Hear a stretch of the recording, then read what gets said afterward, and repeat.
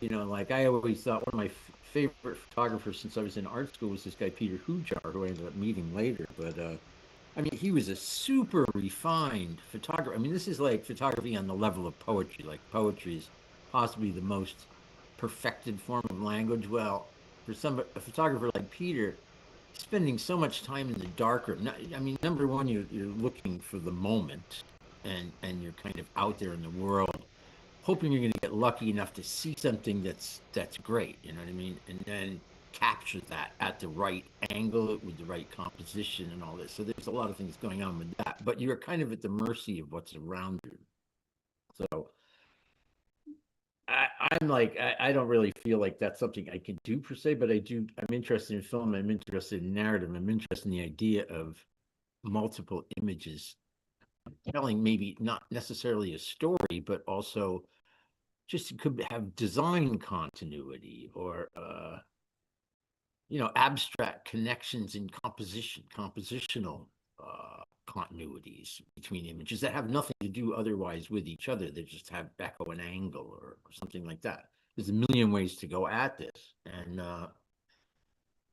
it's interesting to me, Marvin, talking about instant film as a reaction to the inherent falsity that seems to have that photography has now because of AI. And I mean, Susan Sontag was talking about it years before there was AI that you could really no longer trust a photograph because you can go in and alter it and composite. And even now with, once it was in Photoshop, you can go in and fix every pixel. So you could put, Hitler with Nixon, and no, you wouldn't know the difference that it wasn't an actual picture because of the way it's done. So,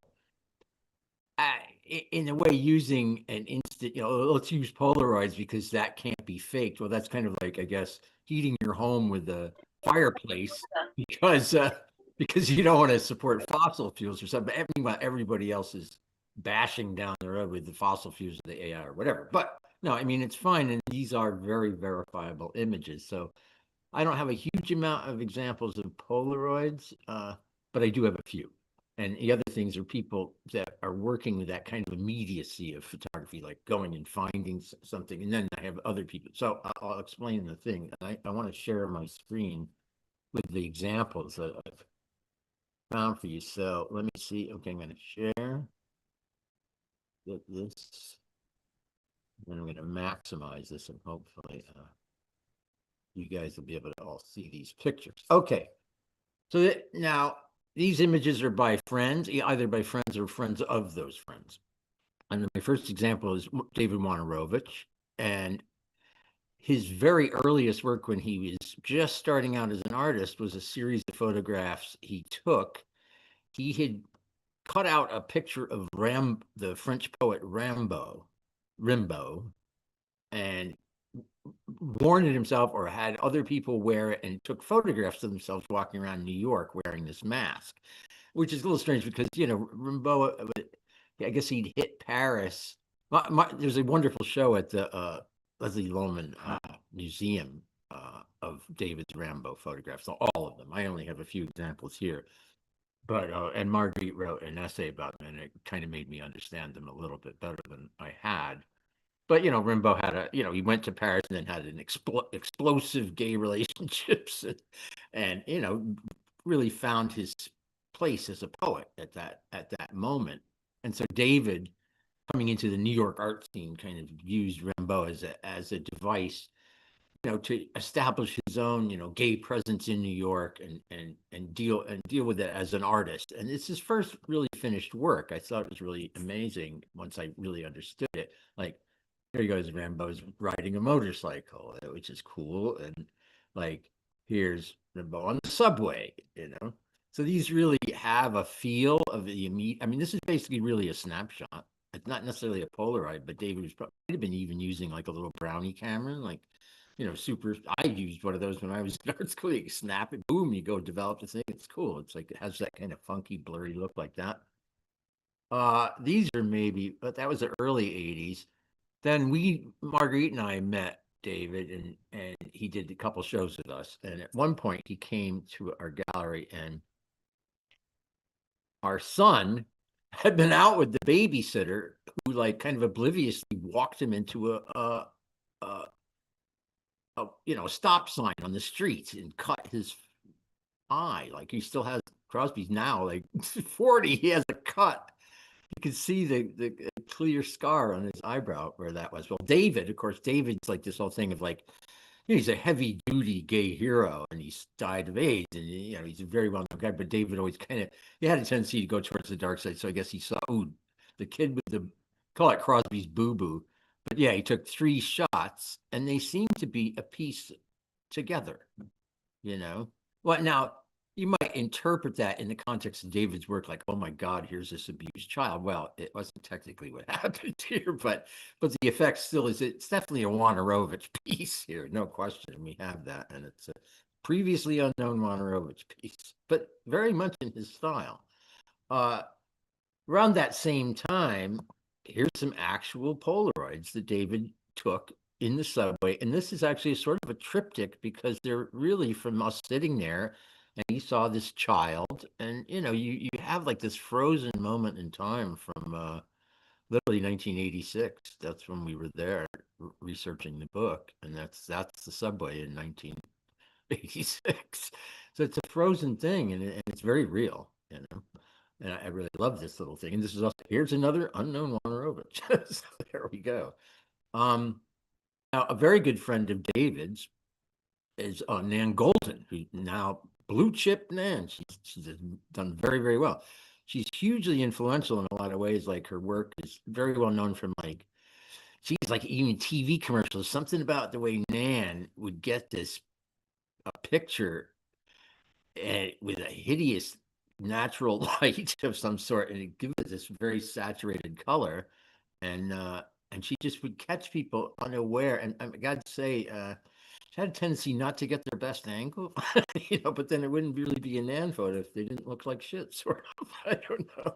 Like here's my friend Greer, also long past with her boyfriend at the time. Very, just catching the moment, but they're very snapshotty. There's Cookie Mueller. Everybody looks,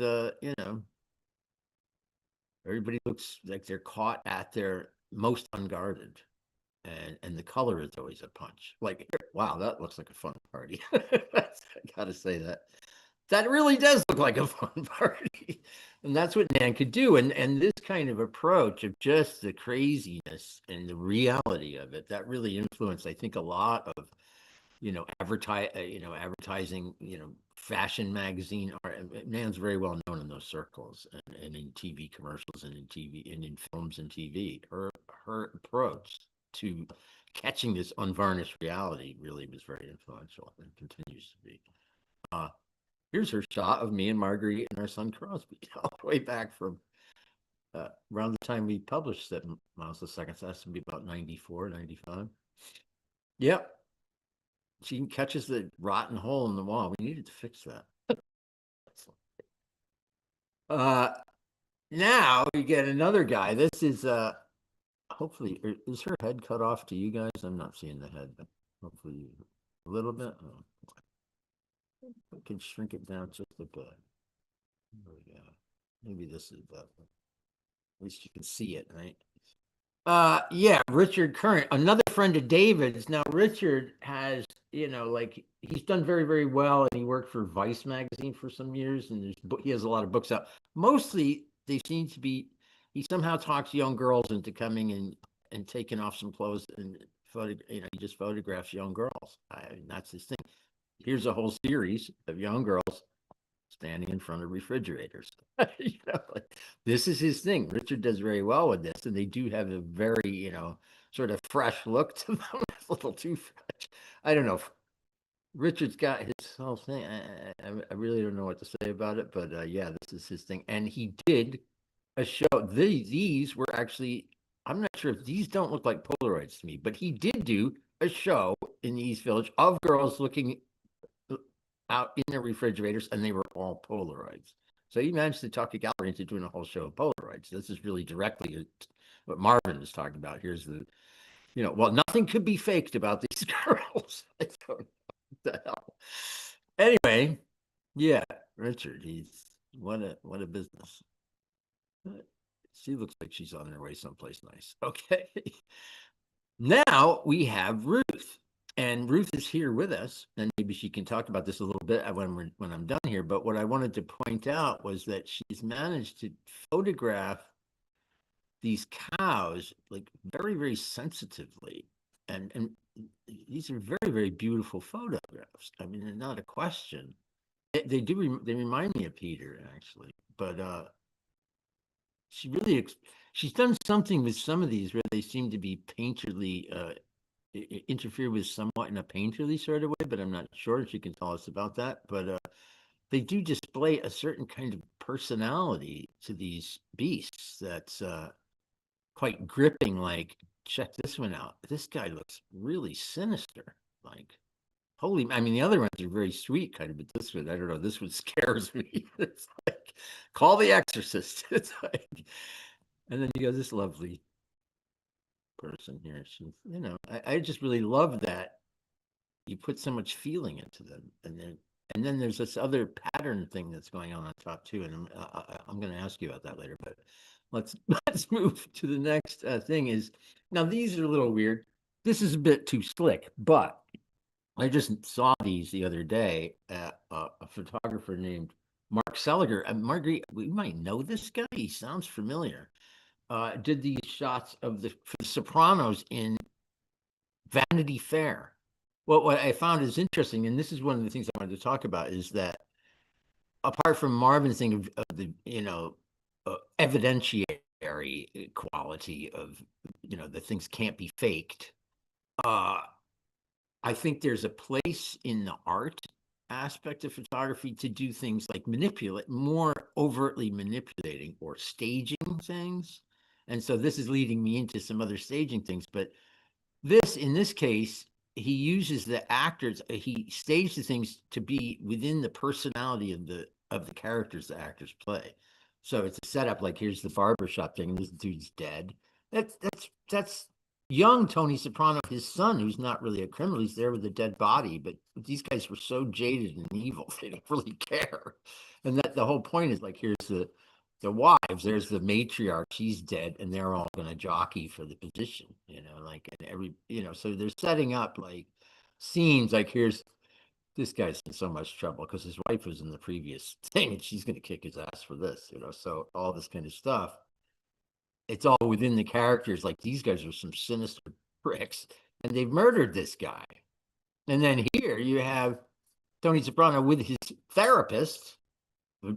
She doesn't seem to care there's a dude run over here and the behind them. Like, what okay, so I thought it was a really good bit of staging. Well, this takes me to Marguerite, our other artist in residence here, who would do a thing where she was making these pieces, but she would shoot a movie and then she would pull stills out of the movie to make these pieces. So the movie had an existence of itself, but the stills then become another piece, which is a composite. It has a sort of narratology going on. Like, I think that's actually me inside this outfit that Marguerite made, the wraith, and then she shot me in. So these were shot in the East Village, and those are flowers that she grew.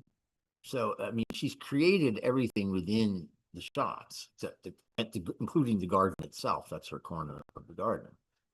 And then she did, so that's a particular piece, and she uses the color in a very seductive way. This is a piece, it's a self-portrait. There's the wraith again. In this case, Marguerite has put herself in this chair, shooting herself from several angles in a cinematic sort of way, and screaming. And so it totally amps up the emotion. I mean, you have that kind of sedate in the previous piece, but in this case, it becomes very like intense. The whole thing is so intense, and the colors are so punched. So she's really creating her own reality. And then within that same film, and that was the Funky Shui film, I believe these sequences are in the film too, but the piece becomes like sort of it's a sort of references Visconti's film Death in Venice a little bit. That's me in the outfit there, looking at my son, but in the context of that movie, it was like a bit of a homoerotic thing going on between those characters. She's turned into a whole other thing, and there's even a sequence of me there here then pulling my head back and screaming like Marguerite does in her other shot. So these are so the pieces have continuity with each other, and within the piece there's a continuity.